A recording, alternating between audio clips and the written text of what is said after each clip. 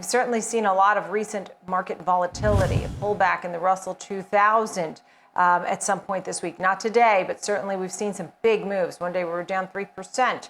So now, where are the buying opportunities? Quint Tatro is with us, Managing Director at Jewel Financial, to talk about this. I mean, I'm watching the Dow right now, up 260 points, moving to these session highs. But there's a lot of volatility, particularly for the small caps. So let's first talk about how phased or unfazed you are by the market volatility each day. Well, I think you have to, if you're a manager and you've been around the block, I think you have to keep things in perspective. We've had an unbelievable run in the general market for really the last year since we bottomed after, the COVID pandemic. And so the market now is trying to digest that return, in my opinion. And we're seeing a lot of reshuffling. We're seeing a lot of rotation. And quite honestly, we're seeing a lot of noise. So I think if you're an investor out there, it's probably a better time to take a step back. If you have been tepid, there's certainly some opportunities. I think you can put some money to work in some areas that are interesting here. But I think you just have to take a step back, be patient, and even though there's been some significant volatility, especially in the small caps, we really haven't seen all that much to be concerned about. Yeah, so that being said, I mean, you do think there's opportunity in different areas. You just have to find the buying opportunities, right? I know you have some specific stock picks, at least in part in solar. Tell me about how you're picking and choosing what to buy. Yeah, it certainly was better yesterday when I sent the notes over for solar before today's uptick. But the reality is that we're hearing a lot about the infrastructure bill, and obviously materials are getting a huge bid today. But we're hearing that upwards of $2 trillion is going to be spent on clean energy. And so I think solar will be a big benefactor of that. We saw those stocks really catch a bid when the new administration took hold. They were some of the higher momentum names, and now they've really retraced. And so this is a perfect area, in our opinion, despite the uptick today, that we see in the solar space. We like First Solar. Is one of our favorite names, and then Jinko Solar, which is a little bit more high beta, but also a solar play that we like quite a bit. So again, in the solar space, I think with all eyes focused on roads and bridges and so forth, I think we have to remember that a huge portion of this infrastructure bill is going to be clean energy and tax breaks for these areas. Do you like the Clean Energy ETF? I think of iClean, right? Isn't that the ETF, or is there any sort of ETF that represents something, in the world of clean energy, renewables, things like that, EVs? Yeah, specifically in the solar space, there's TAN, right? We don't own it.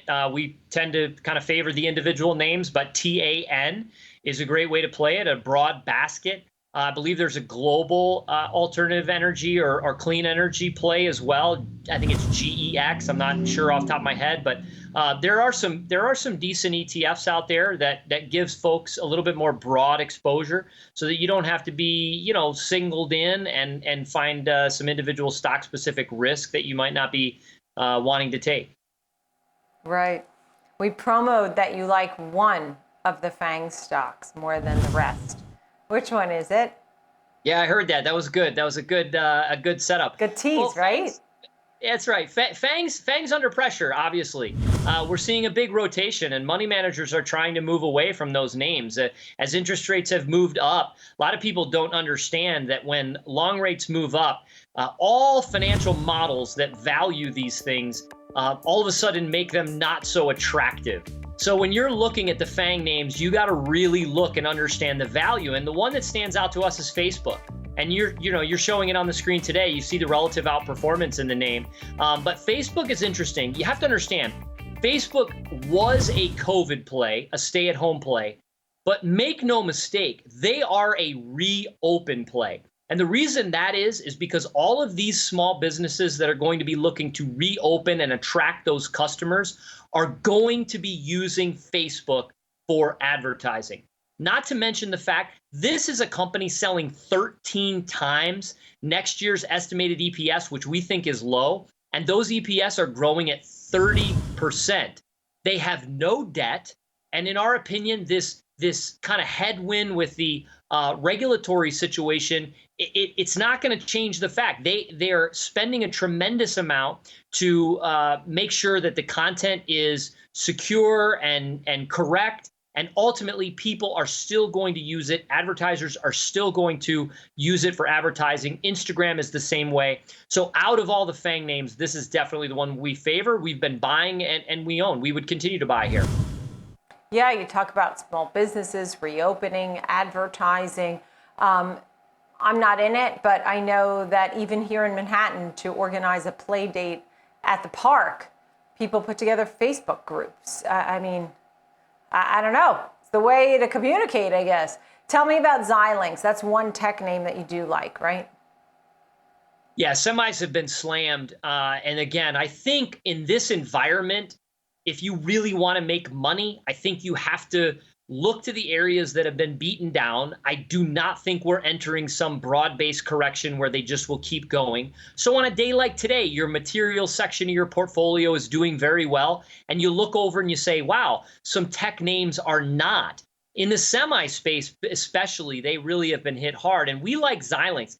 Xilinx, we think, is an interesting name that I think is going to benefit very, very well from reopening and ultimately this new consumer-driven demand and global growth theme, et cetera. They're not all that cheap on the current metrics.